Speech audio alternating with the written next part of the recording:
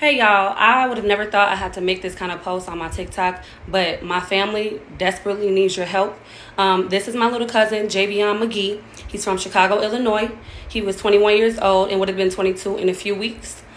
He was found hanging from a tree in Henderson, North Carolina yesterday. He drove trucks, so that was his reason for even being out there. The police officers are trying to say that he went to Walmart and purchased a rope and hung himself. We obviously don't believe that, and we are just asking for your help to push his story out there. This isn't covered on any local platforms. No news stations, radio, none of that. So we're trying to push it out there. We really need your help. The police officers in the coroner's office are giving us a hard time, not allowing his mom to identify the body. At one point, they told her she can't identify the body due to COVID. And then the next day, today, they told her the father has to give her permission for that, which he said that he would. She asked if they could send her pictures at least. They told her yes, and then turned around and told her, oh, I don't think that you want to see your son like that. Come on.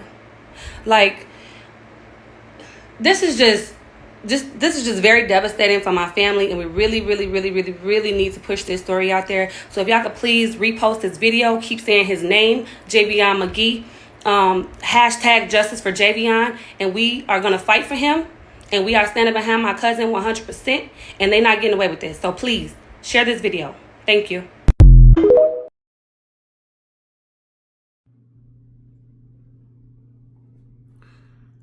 So, y'all hear the story, okay? You hear what his cousin is saying. Javion Magee, brother out of Illinois, brother truck driver out here in Henderson, North Carolina. And I want to say this to anybody, all my black truck drivers, all my black, anybody that's doing any service where you're delivering. Always be mindful of your surroundings. Because here's one thing that they don't teach you, or no class that you go to. I remember being in truck driving school, and no matter what the lesson was, no matter what we were talking about, even when I went and did interviews, or went through the process of orientation, as they call it, for these truck driving jobs, they do not talk to you about your blackness and what that means all over the world, all over this country in particular. And I noticed that whenever I was in truck driving school, and I would try to ask questions about, blackness in, some of these places, and I can't even just say the southern states. A lot of these states act like this, or have these small towns, or have these towns that would be deemed sundown towns that they like to try to ignore across this country, and ask the instructors or whoever was teaching the class, like, hey, what about black people being down here late at night? They would act like that wasn't even a real thing. Like, this country isn't like that. This country don't conduct itself like that. They would try to, they gave you more information and more knowledge about somebody trying to take your load. If somebody tries to take your load, just give it to them. It's not worth your life. Okay. If you can tell me that, then why can't you talk to, as you have black truck drivers, clearly you have black truck drivers, and this is America. No matter how they try to get on TV and tell you we post-racial and all this, this is America. Where not only are there blatant, very bigoted racists out here, there's also a system that allows for them to lynch black people with impunity.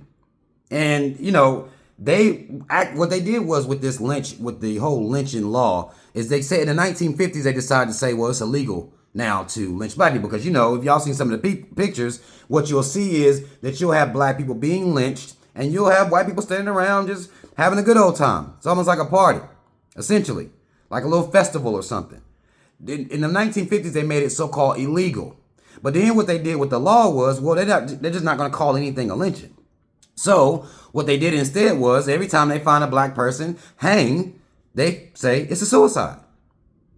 That made it so silly to me. Whenever Joe Biden did his anti-lynching bill, a few years back, I don't know exactly what the year was, but if you're not calling anything a murder, a homicide, then what does it matter that you have an anti-lynching bill? And they made it seem like that was something that was supposed to help black people. Still to this day, you're not going to hear stories about or see any reports about anybody going to prison doing time for lynching any black person at all, because all black lynchings are suicides.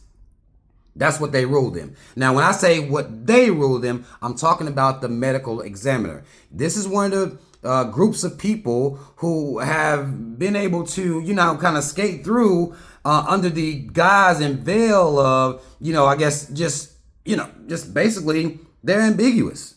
We don't even talk about them at all. And for years, I've been trying to get people to understand the position and the who actually calls a lynching a suicide. Who does that work? It's not the cops, because we can say fuck the police all day. All right, we see what they do to our people. Breonna Taylor, George Floyd. We see what they're doing to our people. But this medical examiner, every time he or she is going out to examine, or either, the bodies are being brought to him, they're going to rule it a suicide. When are we going to have fucking smoke for them? I've been saying this for years. And I've been waiting for people to kind of catch on. And it seems like we're not catching on, but we'll be mad about the stories. But who's ruling the suicide? Who's doing that work? At some point, we're going to have to give those people some smoke and let them know that we see them and their anti-blackness and how they are okay with black murder, black homicide in this country. And again, if you are a truck driver, I don't care if you FedEx driver, I don't care if you're driving for Amazon, I don't care who you're driving for, you need to be mindful of your surroundings, because if you pay attention, what you will notice is nobody is talking about your blackness and what that means when you are in certain places. What they continue to tell us, which is disrespectful, if you ask me, is disrespectful as fuck, that they continue to tell us that, everybody just love everybody. This is one of the things that I saw Kamala say the other day in her debate with Trump, is that she goes all over the country and everybody just treating everybody like neighbors. No, that's why I would never vote for a motherfucker that talks like that. I would never. Because once you minimize my blackness and the racism that this country is built on, once you start minimizing that and acting like everybody's just okay, that means you're oblivious to or ignorant to, by choice. I would at this point, with social media being what it is, you're oblivious to what's going on out here. You're choosing to be oblivious, especially if you're talking about running for president. When people start talking like that, you need to start side-eyeing them, because at some point, we as a people are going to have to look out here and say, look, you know what? No, it's all a lie. This whole post-racial and they passing anti-lynching law. What does it matter if you're not going to call anything an actual murder? If everything is a suicide. Everything is a suicide. And this is not the first case of this here in North Carolina. There was, in 2016, there was a young brother named Lennon Lacey out of Bradenboro, North Carolina, found lynched in the front yard from a swing set. They ruled it a suicide. They ruled it all suicide. So what does it even matter? This needs to be something that we actually pay attention to for ourselves. Black truck drivers, hear me. Pay attention to where you are and your surroundings at all time. And you have to be willing and ready to catch a body at all times. Having a weak posture, not keeping your head in a swivel because you don't see color. Like Eve just said the other day, or they want her kids to be colorblind. Y'all stop playing those silly ass games. Those are silly games to play, and it's costing lives out here. You need to know what your situation is. You are a black man or woman. You need to understand that you need to be ready to catch a body at all times. And however that sounds to y'all, it's just how it sounds. You have to be willing and ready to catch a body to defend your life, and particularly if you're going to be out here in all these small towns. And I'm not just saying it's in the South, because from what I understand, Javion is from Illinois. And if you know the history of Illinois, when MLK went up there, he said himself that he thought that Mississippi, Alabama, he thought the South was the most racist. He said that was the most racist experience he ever had, was going up to Illinois. That's what MLK said when he went to Illinois. So it's not just in the South. I don't want y'all thinking, well, I'm going to keep my head on a swivel when I'm in North Carolina, Georgia, Alabama, Louisiana, Mississippi. No, you keep your head on a swivel everywhere. There are sundown towns, or what these white people have deemed sundown towns, all over this nation. They're never addressed. You won't hear no politician talking about it. They're never addressed. You don't even hear them address racism. They don't even address any of this.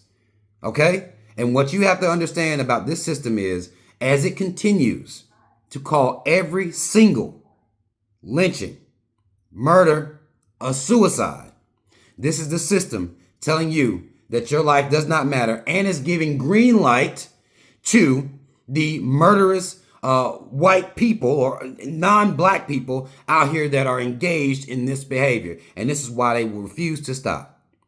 Understand that. Okay? Black people, Be careful. Be ready to catch a body. Don't play any games out here with your blackness. Don't be the type of black person that just think everything's okay out here in America just because they claim it's okay out here in America. You have to know different than that. You have to understand your blackness for yourself. Guard yourself and keep yourself safe. That's all I want to say. Medical examiners, pay them some attention, y'all. Give them some smoke. Henderson, North Carolina, medical examiner, give them some smoke. Okay? I'm out.